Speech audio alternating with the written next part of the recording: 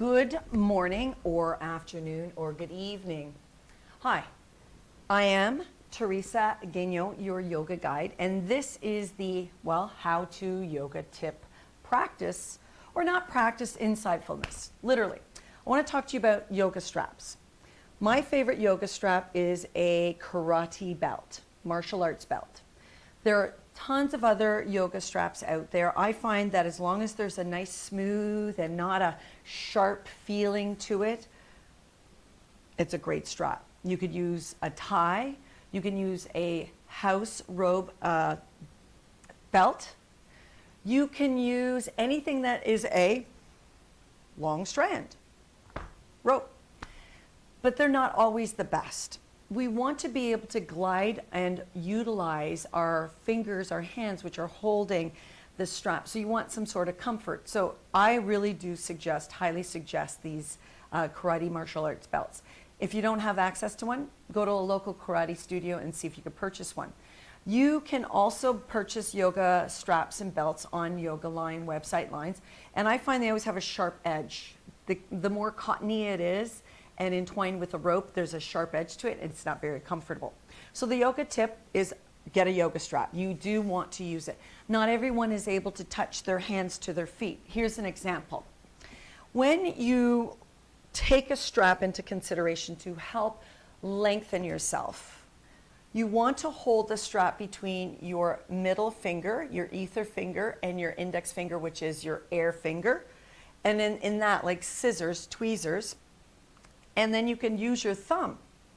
So the thumb isn't always the one. So usually people grip it with their thumb and index finger and they make really, that's not what you want to do. So I'm going to lay down here and give you an example. So taking your yoga strap into the center so it's equally divided and taking, see how, look how easy, like you can easily lasso this over, especially if you don't have a lot of range of motion, over the balls of the foot, the big ball mound and baby ball mound. And then extending that leg, holding the strap between the middle finger and the index finger, and then your thumbs, depending on how much resistance you're adding to it, can help to wrap. So you could coil your fingers down, and there's more of a gliding, easy glide through the fingers. And the other thing is, I see a lot of people struggling with their straps and they do this. See, like this. You want to keep your shoulder blades down the spine and your arms as an extension. So if I were to hold my foot in my hand, I would be able to tuck my shoulder blades down, keep the full length of my arms, and feel that lengthening of the hamstrings. So if you're not able to hold your feet, that's where the strap comes in handy, and you're able to get that heel directly over your hip, and my arms stay straight. The shoulder blades stay down on the spine. Like I said, I see a lot of this. And this becomes an interior flexion of the shoulder or extension of the shoulders, and we don't want to do that. Meaning, what happens is we round our shoulders and pull, like we're pulling on a horse's reins.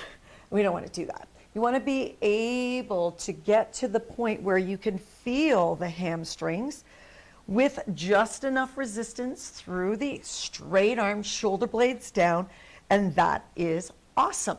Same thing when you're seated. Oh, this strap comes in so handy for so many possibilities.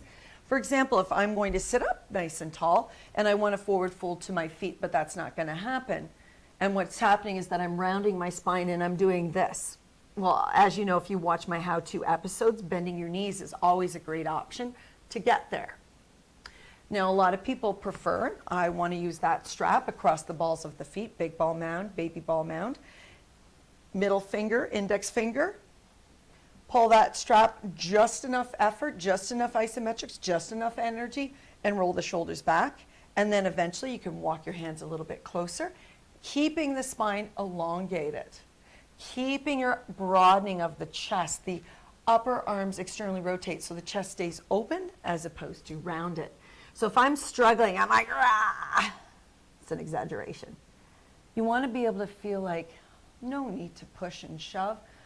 Yoga is about opening up to your most optimal self, opening up to grace, allowing yourself to feel the breath. And you can totally utilize this strap, both ends in it, and play. There are times when you will bend that elbow, but your chest stays broad.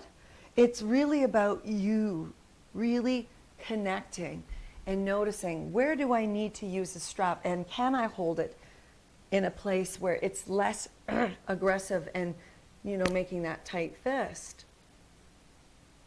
Yoga, one breath, one asana at a time. Find your most optimal self that is full of grace and kindness and compassion. Using your yoga strap is meant to be a support, not a hindrance. I hope that helped you. Using yoga straps? Absolutely. Absolutely. From my light to your light, see you in the next episodes of How To here on YouTube. And share this with your friends if they're practicing yoga and they really are not able to kind of like figure out things. And that's okay, because all you have to do is ask your yoga guide and hopefully they'll have that information for you. From my light to your light, yoga is the option we all have. Namaste. See you in the next episodes.